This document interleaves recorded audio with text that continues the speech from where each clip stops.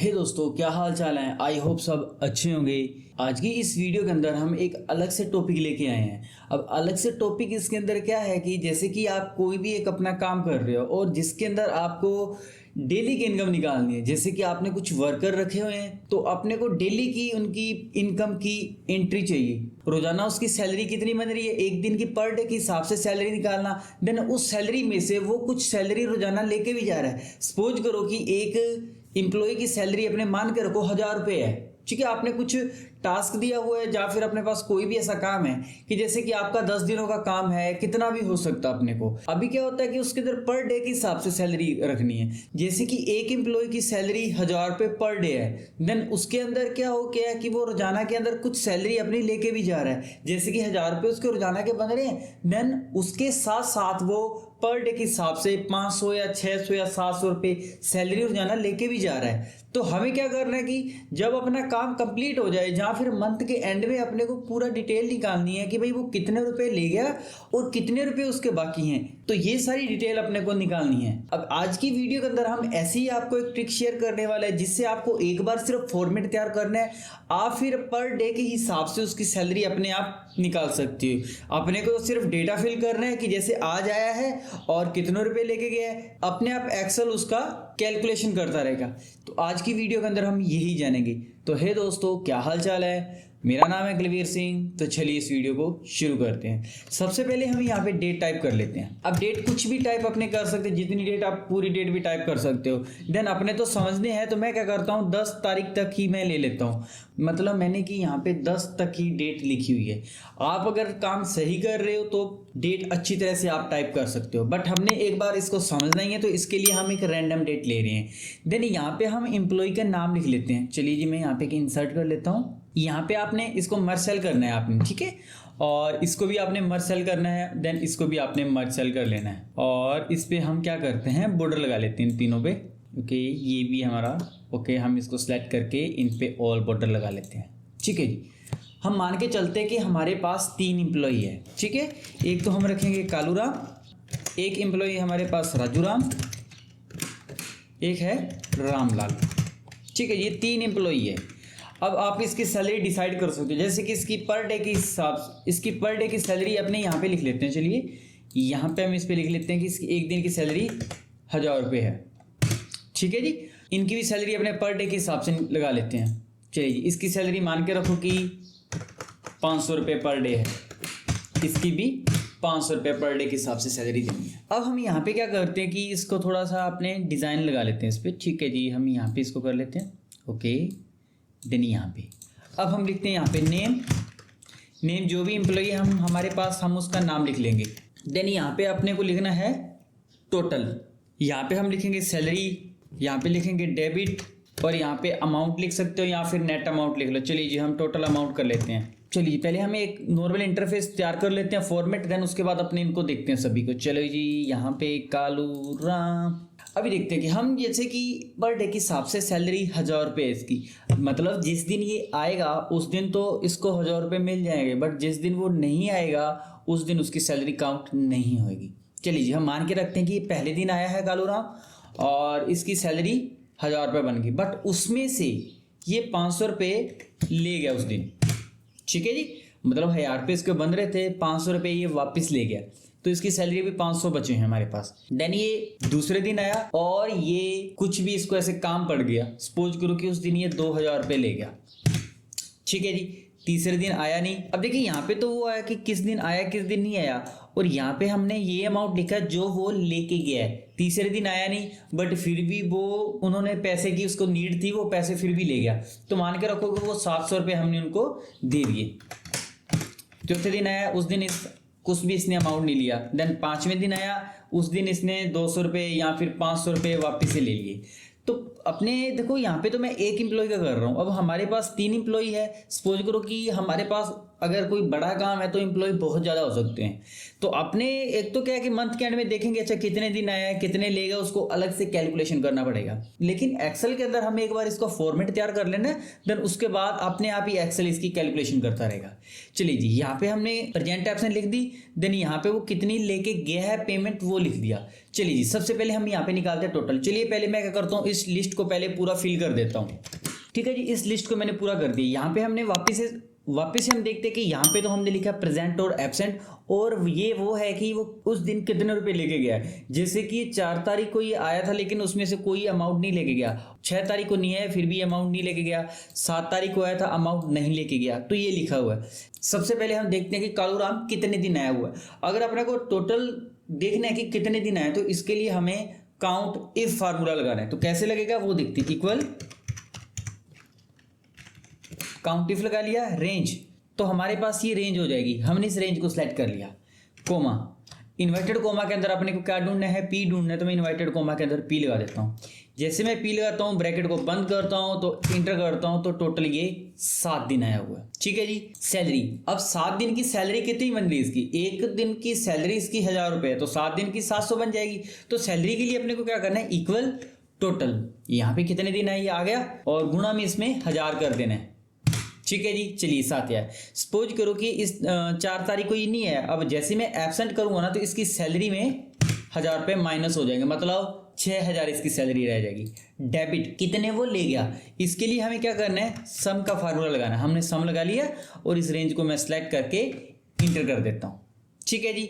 अब देखिए 6 दिन आया, ये 6000 रुपये सैलरी बन गई, लेकिन 6900 रुपये ये हमारे से ले गया। चलिए अब आपने देखना है टोटल अमाउंट। अब टोटल अमाउंट के अंदर क्या है कि ये टोटल सैलरी ले कितनी गया, मतलब कितनी बन रही है, उसमें से कितनी ले गया, एक्स्ट्रा तो नहीं लेके गया, कितने रह गया, वो सारा टोटल अमाउंट के अंदर आ जाएगा। कैसे आएगा, इक्वल कितनी सैलरी बन रही है माइनस कितने ले गया। ठीक है जी, कितनी सैलरी बन रही है माइनस कितने ले गया, और मैं इंटर करूंगा तो आप देखिए ये 900 रुपये एक्स्ट्रा ले गया हमसे। अब सपोज करो कि यहाँ पे 3 तारीख को कालूराम आया था। अब मैं जैसे यहाँ पे पी लगाऊंगा तो 7 दिन आएगा, 7000 रुपये सैलरी बन जाएगी, 6900 रहेगा। देन मैं ऐसे इंटर करता हूँ तो देखिए 7 दिन आया, 7000 रुपये सैलरी बन गई, और ये पेमेंट ले गया। 100 रुपये इसके अभी हमारे पास पड़े हैं, मतलब ये एक्स्ट्रा में उसके पड़े हैं। ठीक है जी। चलिए जी, हम राजूराम का निकालते हैं। तो इसके लिए मैं क्या करता हूँ, जल्दी से डेटा फिल कर लेता हूँ। ठीक है जी, हमने इन दोनों की लिस्ट पूरी फिल कर दी है। अब एक बार अपने इसको वापस से समझते हैं। 1 तारीख को राजूराम आया था लेकिन उस दिन इसने 200 रुपये ले लिए। देन 2 तारीख के बाद राजूराम नहीं आया बट फिर भी इसने 500 रुपये हमसे ले लिए। इसको कुछ भी काम हो सकता है तो इसने 500 रुपये हमसे उस दिन के लिए हैं। देन अगर बात करते हैं 3 तारीख को नहीं आया तो पेमेंट भी नहीं ली इसने। 4 तारीख को आया है और पेमेंट नहीं ली। 5 तारीख को भी आया और पेमेंट इसने नहीं ली।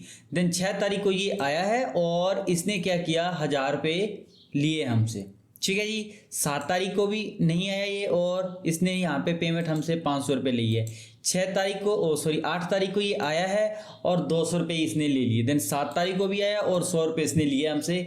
देन 10 तारीख को ये आया नहीं है। इसी तरीके से यहाँ पे रामलाल की यहाँ पे डिटेल आई हुई है। अब कालूराम की 1000 रुपये सैलरी है, राजूराम की 500 है। देन रामलाल की भी पर डे के हिसाब से 500 सैलरी है।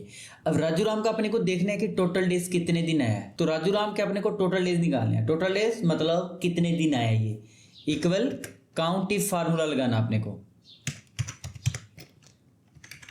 हम लगाएंगे काउंट इफ रेंज। रेंज के अंदर क्या करेंगे, हम इस रेंज को सिलेक्ट कर लेंगे, कोमा, और इन्वर्टेड कोमा के अंदर हमें क्या लगा देना है, पी लगा देना है। ठीक है जी, हमने पी लगा दिया। इन्वर्टेड कोमा को बंद करके मैं इंटर करता हूं तो ये कितने दिन आया, ये 5 दिन आया। ठीक है जी। इसी तरीके से अपने रामलाल देखते हैं, is equal to count if range के अंदर हम इस रेंज को सिलेक्ट कर लेंगे, कोमा, क्या ढूंढना अपने इसके अंदर, प्रेजेंट। तो मैं इन्वर्टेड कोमा के अंदर पी लिख के ब्रैकेट को बंद कर देता हूं। तो ये कितने दिन आया, ये 6 दिन आया। सैलरी, अब 5 दिन की सैलरी कितनी बन रही है, 6 दिन की सैलरी कितनी बनी, ये अपने को लगाना है। तो इक्वल कितने दिन आया है गुणा में सैलरी कितनी इसकी 500। तो मैं यहाँ पे 500 लगा लेता हूँ। ठीक है जी। 2500 रुपये इसकी टोटल सैलरी बन चुकी है। देन डेबिट के अंदर आ गया कि वो लेके कितनी गया, तो लेके आने कितनी लेके गया उसके लिए हमें कौन सा फार्मूला लगाना है, उसके लिए हम सम फार्मूला लगाएंगे। सम लगाएंगे और ये वाली सैलरी है जो लेके गया है, मैं इसको सिलेक्ट करके इंटर कर देता हूँ। तो देखो 2500 रुपये बन रहे थे और 2500 रुपये ले गया। देन उसके बाद हम क्या करेंगे, कितनी बन रही है माइनस कितने ले गया, इंटर, तो 0 ही पड़ा यहाँ पे। ठीक है जी। चलिए जी, अब आ गया रामलाल। अब रामलाल की सैलरी कितनी बनी, 500 रुपये सैलरी है, 6 दिन आया ये। तो हम कैसे निकालेंगे, टोटल डेज गुणा करना है, कितने दिन सैलरी कितनी है 500, तो ये 3,000 रुपये इसके बन रहे हैं। अब लेके कितने गया है वो हम यहाँ पे निकालते हैं।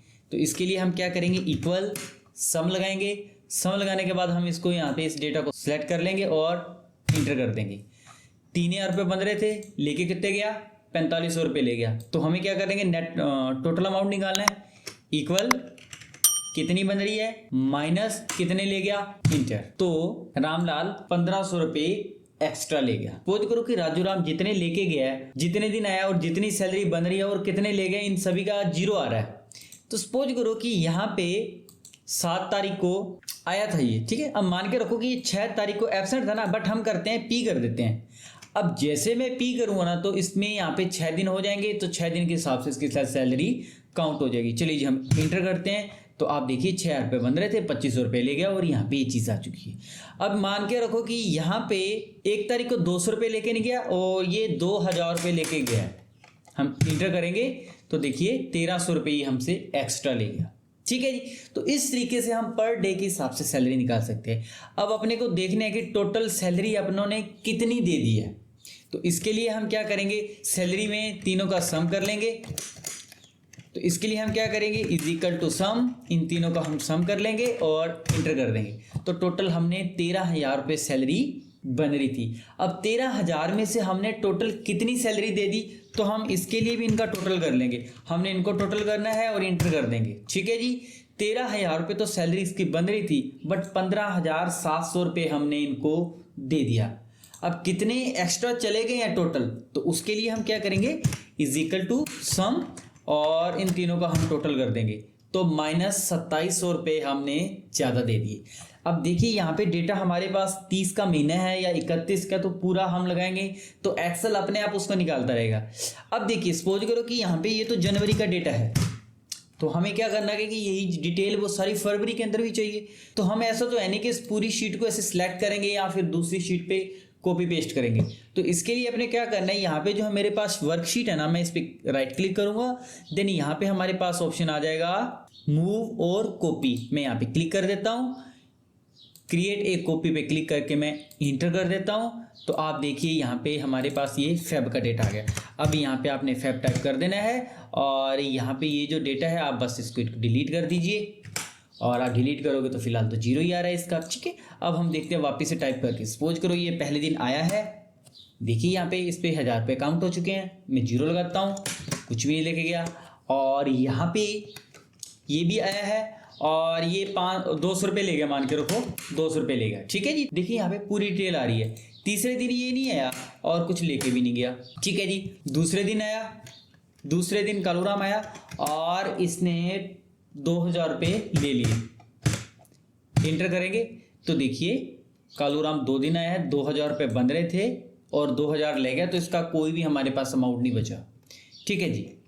और यहाँ पे हमारे पास राजू राम ये भी आया है, बट उस दिन ये 1,000 रुपये ले गया। तो देखिए यहाँ पे डिटेल आ रही है, 2 दिन आया, 1,000 रुपये बन रहे थे और टोटल कितने ले गया, ये 1,200 रुपये ले गया। 200 रुपये ये हमारे से एक्स्ट्रा लेके गया हुआ है। चलिए जी यहाँ पे हम क्या करेंगे, रामलाल उस दिन आया है और ये 500 रुपये लेके गया है। चलिए देखिए यहाँ पे पूरी डिटेल आ रही है। तो रामलाल एक दिन आया है, सैलरी 500 रुपये बन रही थी, 500 ही ले गया और इसका कुछ नहीं अभी तक हमारे पास बकाया पड़ा।